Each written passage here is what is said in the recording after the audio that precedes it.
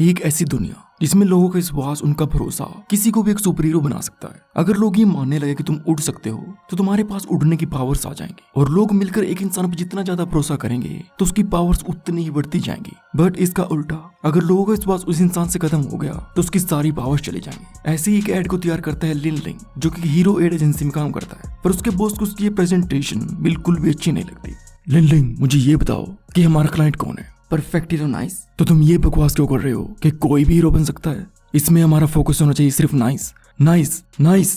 पर लिन को लगता है कि अगर लोगों को ये चीज बताई जाए तो वो उसके जैसे काम इंसान को भी दुनिया का नंबर 1 हीरो बना सकते हैं, जिसका नाम होता है एक्स। बट उसका बॉस उस पर और भी ज्यादा गुस्सा होते हुए कहता है कि उसके जैसा फालतू का इंसान कभी भी हीरो नहीं बन सकता, और उसे फिर से एड को सही तरीके से बनाने के लिए कहता है। और तभी बॉस को नाइस की मैनेजर मिस जे का कॉल आता है और पता चलता है कि लिन ने उन लोगों को कल रात ही एड भेज दी थी जो कि उन्हें बिल्कुल भी पसंद नहीं आती। जिसके बाद गुस्से में बॉस लिन को नौकरी से निकाल देता है, और अब जॉब से निकाले जाने के बाद लिन अपने सामान को लेकर एक बिल्डिंग के ऊपर खड़ा हो जाता है सुसाइड करने के लिए, और सोचता है मेरे जैसे काम इंसान का हीरो बनना बिल्कुल इम्पॉसिबल है, क्योंकि मुझे कोई जानता ही नहीं तो मुझ पे विश्वास कौन ही करेगा। और तभी लिन को दिखती है मून, जो कि उसकी फेवरेट हीरोइन होती है, और साथ ही नाइस की गर्लफ्रेंड। और ये उसके सामने ट्रू लव रेसिपी नाम की एक एड होती है जिसे खुद लिन ने लिखा था। जिसके बाद वहीं पे नाइस की एक और एड चलने लगती है, जिसे देखकर लिन को बहुत ही गुस्सा आने लगता है कि तभी वहाँ पे असली नाइस उसके सामने आ जाता है, और बिना कुछ बोले लिन की तरफ इशारा करते हुए एक स्माइल के साथ बिल्डिंग से कूद के अपनी जान दे देता है। ये सब देख के लिन को समझ में नहीं आता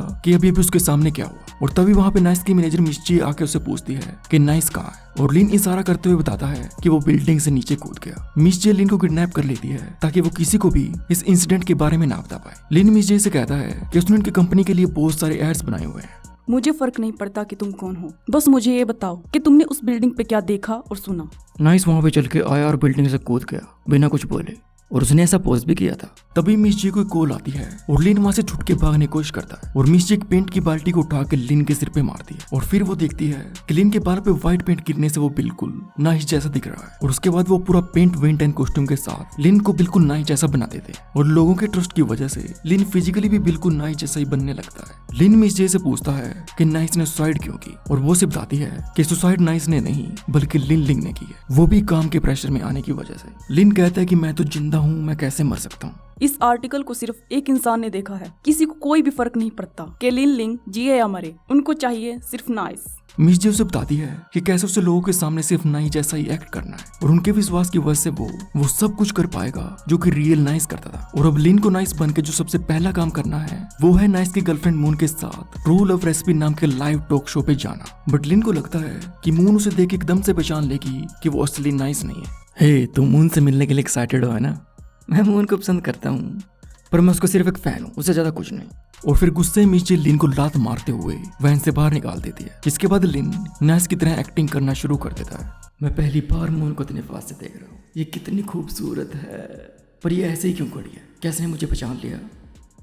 नहीं, ये अपने हाथ को मेरी तरफ बढ़ा रही है। ठीक हुआ कि मैं मर गया, क्योंकि अब मैं स्वर्ग में हूँ। इसके बाद ये दोनों मिलके जाते हैं ट्रू लव रेसिपी शो पे, जिसका होस्ट होता है इनलाइटनर नाम का हीरो, जो कि शो के ओरिजिनल होस्ट की जगह इस लाइव शो को होस्ट करने के लिए आया होता है। और लिन देख के समझ जाता है कि ये स्क्रिप्ट के हिसाब से नहीं हो रहा और ये बंदा कोई और है, एंड मिस जे इस शो को एकदम से बंद कराने की कोशिश करती है। इनलाइटनर ये देखने के लिए कि नाइस एंड मून एक दूसरे को कितने अच्छे से जानते हैं, और नाइस को एक्सपोज करने के लिए वो उससे क्वेश्चन पूछता है कि मून ने अब तक कितने कमर्शियल्स किए हैं और उनका टोटल रन टाइम क्या है। ये किस तरह का स्टूपिड क्वेश्चन है?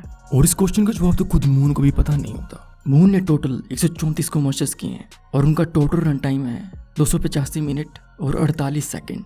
और नाइस के इस परफेक्ट आंसर से वहाँ पे सभी हैरान हो जाते हैं, और मून भी उससे पूछती है कि उसे सब कुछ कैसे याद है, क्योंकि लिन ने ही मून के अब तक के सभी एड्स को बनाया था, तो इसलिए उसे पता होता है। इसके बाद इनलाइटनर नाइस को एक लाइट डिटेक्टर मशीन के साथ कनेक्ट करता है ताकि वो झूठ ना बोल सके, क्योंकि ये बंदा प्रूव करना चाहता है कि नाइस एंड मून की रिलेशनशिप फेक और सिर्फ एक दिखावा है। और फिर से क्वेश्चन करता है, क्या मून तुम्हारी गर्लफ्रेंड है? लिन सोचने लगता है कि अब वो क्या करे, क्योंकि अगर उसने नाइस बन के ये कह दिया कि मून उसकी गर्लफ्रेंड है तो लाइट डिटेक्टर बच जाएगा, और अगर उसने जवाब नहीं दिया तो सबको पता चल जाएगा कि वो एक फेक है। और फिर कुछ सेकंड सोचने के बाद लिन कहता है, मून मेरी गर्लफ्रेंड नहीं है, जिसे सुन के सभी चौंक जाते हैं, और इनलाइटनर भी खुश होने लगता है, क्योंकि मून मेरे लिए हमेशा से ही एक गॉडेस है।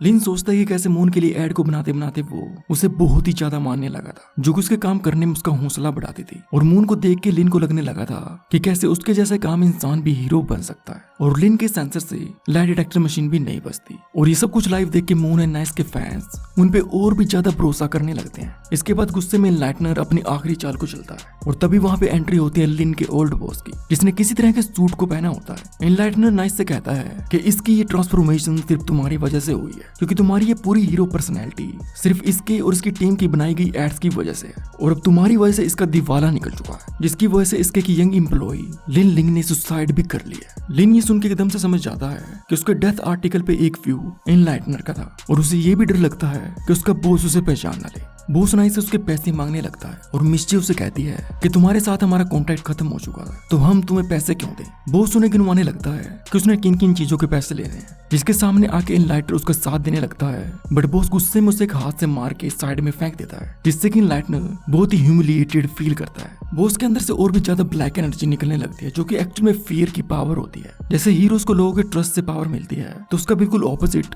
विलेन को फियर से पावर मिलती है। बॉस गुस्से में नाइस पे अटैक करता है, ये कहते हुए कि मुझे मेरे पैसे दो। लिन उसके हर एक अटैक को डॉज करते हुए उसे जोर से किक मारता है और लोग ये सब कुछ लाइव देख रहे होते हैं, तो उसकी वजह से नाइस की पावर्स को और भी बूस्ट मिलता है। तो हीरो बन के ऐसा महसूस होता है।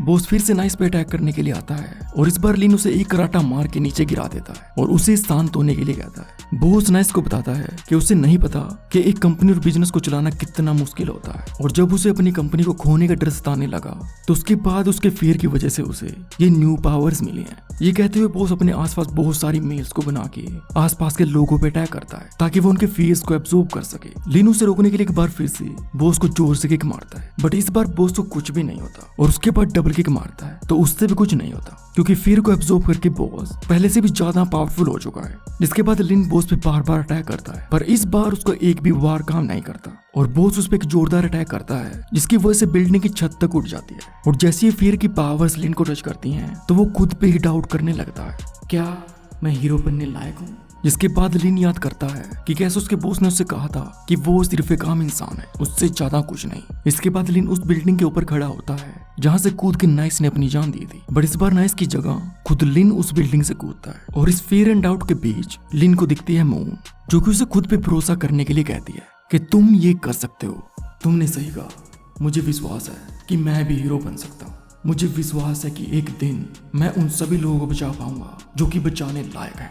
जैसे जैसे लिन खुद पे भरोसा करता है तो उसका फियर एंड डाउट भी खत्म हो जाता है, जिसके बाद उसकी पावर्स बढ़ने लगती हैं और फिर वो अपने बॉस को एक बहुत ही जोरदार पंच मार के उसे एक मुक्के में गिरा देता है। जिसके बाद बॉस को अरेस्ट कर लिया जाता है और पता चलता है कि इस अटैक के पीछे स्पॉटलाइट ऑर्गेनाइजेशन का हाथ है, जो कि फियर वैल्यू एम्पलीफायर नाम के डिवाइस के साथ लोगों को ऐसे फियर की पावर्स देते हैं। मिस जे लिन को बताती है कि इस इंसिडेंट के बाद नाइस की पॉपुलैरिटी और भी ज्यादा बढ़ चुकी है और तुम इस रोल को अच्छे से प्ले कर रहे हो। शुरू में मुझे ऐसा लगा था कि मुझे सिर्फ नाइस का रोल प्ले करना है, पर वहां पे फाइट करते हुए मुझे रियलाइज हुआ कि अब सिर्फ ये एक रोल नहीं है, क्योंकि अब मैं ही नाइस हूँ। जिसके बाद मिस जे लिन को उसके नए घर पे लेके जाती है, जो कि होता है हीरो टावर, जहाँ पे सभी हीरोज रहते हैं, जिसमें हीरोज को उनकी रैंकिंग के हिसाब से फ्लोर मिलते हैं। जिस हीरो की रैंकिंग जितनी ज्यादा होगी तो उतनी ऊंचाई पे उसका फ्लोर होगा। ऊपर जाते वक्त लिन मिस जे से फिर से पूछता है कि नाइस ने सुसाइड क्यों की। मिस जे उसे बताती है कि वो उसकी खुद की मर्जी थी और एक दिन तुम भी उसी सेम सिचुएशन में होगे और फिर तुम्हें भी एक फैसला करना होगा। लिन देखता है कि नाइस का घर बहुत ही बड़ा है और उसका एक बहुत ही बड़ा स्टैचू वहाँ पे लगा हुआ है।